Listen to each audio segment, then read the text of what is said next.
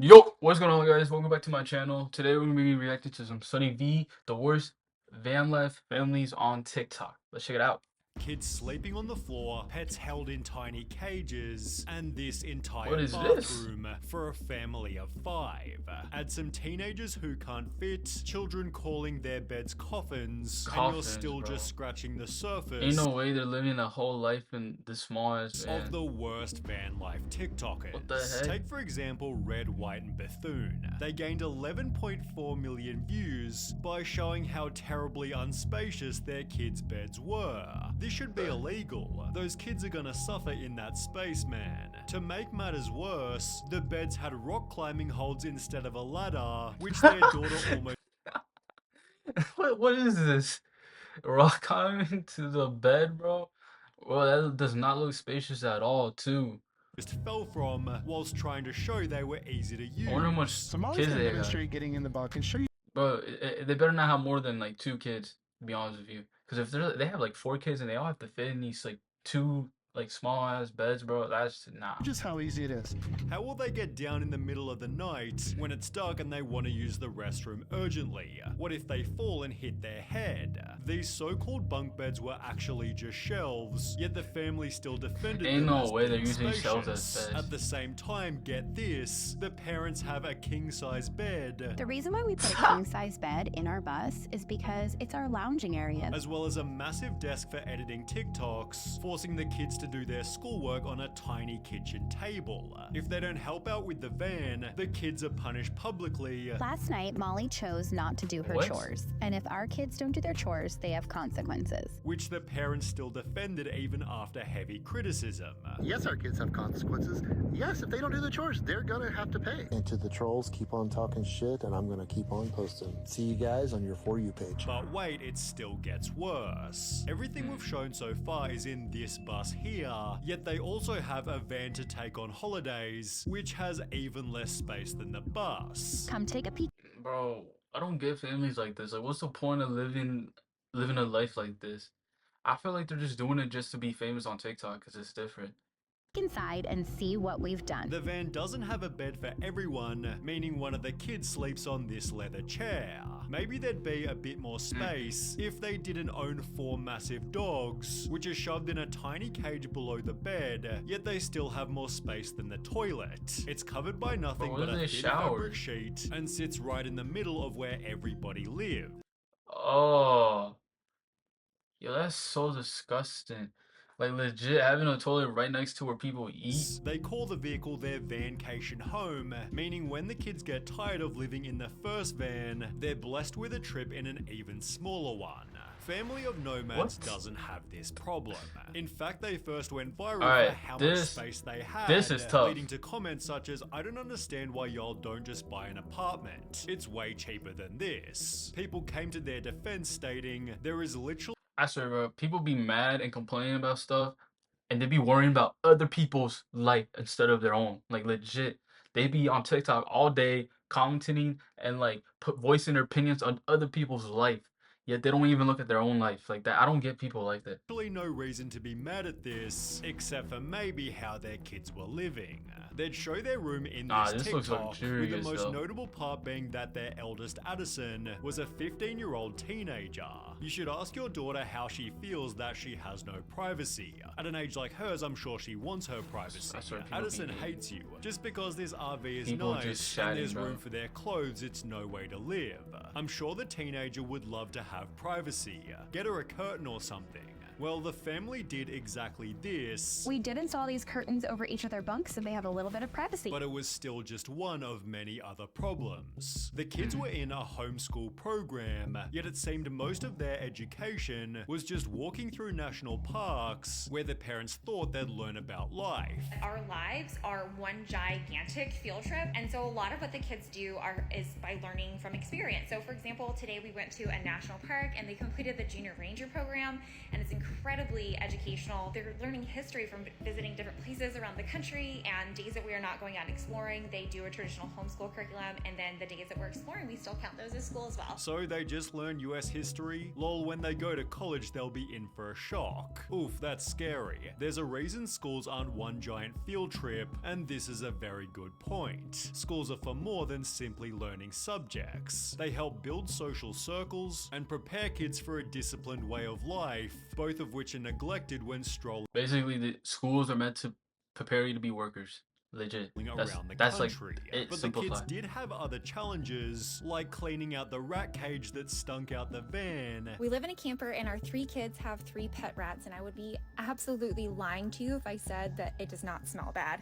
Usually it's the kids' job to clean the rat cage, but about once every month or 2, my husband and I will clean it, and it just gets really gross. As well as collecting firewood, as seen in Addison's day in the life. Yet people were still convinced she's gonna run away at 16, yet the mother went on to state, "I honestly don't know a single unhappy RV kid." She'd even post the following TikTok to try and convince the audience. A lot of people ask us if the kids actually enjoy traveling full time and living in the camper, and I will have to say that while we were at the RV show in Tampa this week, Grace and Addison both went around and looked at campers because their plan is when they move out, they want to live in a camper together and travel the country. Until another video told a different story. Addison has struggled with their mental health for many years. Addison is currently back in treatment and won't.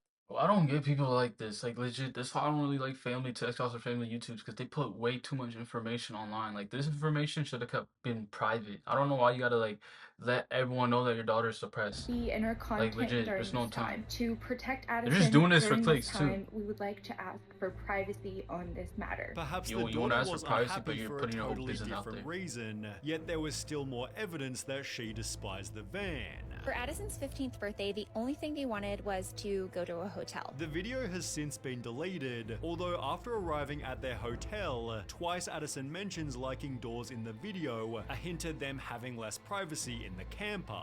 With conflicting messages about Addison's happiness, people commented, "I can't wait for this gen of van kids to grow up and share their thoughts with the world." It's gonna happen, although I this feel had like. happened much sooner than Legit. expected. On the r/offmychest subreddit, an anonymous account made the following post. "I'm a teen in a full-time RV living vlogging family, and I can't stand it. I hate it. I hate it so much. I hate being homeschooled. I hate not being able to maintain a social life. I hate having so little privacy. I hate having to pretend to be happy with this. We travel full-time. I know, it sounds like a dream. I thought so too, but it's an effing nightmare. I just want a private, normal life, but no. They had to ruin it with their crunchy way of parenting. It's all fake, by the way. Not what I meant when I said I wanted to take up acting. I'm frustrated all the time. I'm tired all the time. I'm bored all the time. Please stop supporting these channels. Stop buying into it. It's ruined my life and I can't say anything about it." In comments, the poster clarified, "I'm between 15 and 17 years old, and they were the oldest of 3 siblings," hinting it was Addison from Family of Nomads. Exactly who the poster was has never been confirmed. Alright, yet this only a is couple on Reddit, though. Like,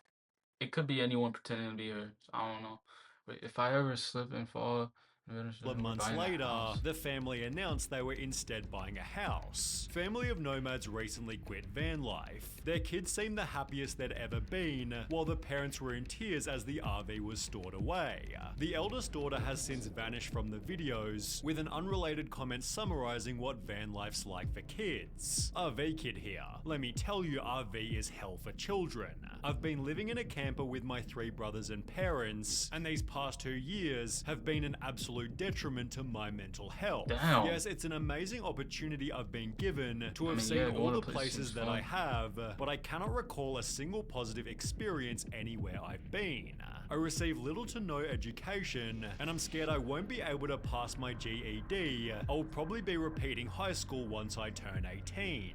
The Happy Caravan, however, clearly ignored this warning. They began by documenting their life as a family of 12, and were mostly liked by the audience until revealing they lived in a tiny apartment. Is that legal? Having so many in a 2-bedroom? Why would you make the choice to have a family of 12, but not be able to provide them sufficient sufficient room/space, although their holiday setup was somehow even worse. They'd fit the entire family into one single Airstream, gaining 12 million. Nah, that's too much. 12 people, 12 members in a family, all fit into one little van. That's too much. That's too much.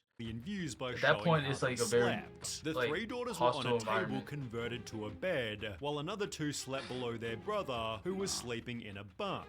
A different brother slept on the couch, the baby in its cot, and of course the two parents had their own massive bed. So what about the last two kids? Well, they got to sleep directly on the hardwood, described as not perfect but more comfy than a tent. You have two kids sleeping on the floor just for vacation and we mix it up. In our YouTube video, Dad is on the floor, which by doing some digging was seemingly true. Hilariously, after being criticized, the parents magically found Enoch a blow-up mat in the closet, but for the most part the family isn't all that bad, especially compared to wild family life. They've been called the most hated van life family on TikTok, mainly for their bizarre family dynamic. The page is run by mother Nadine, who lives in a van with her 3 kids, along with both her ex-husband and her new boyfriend.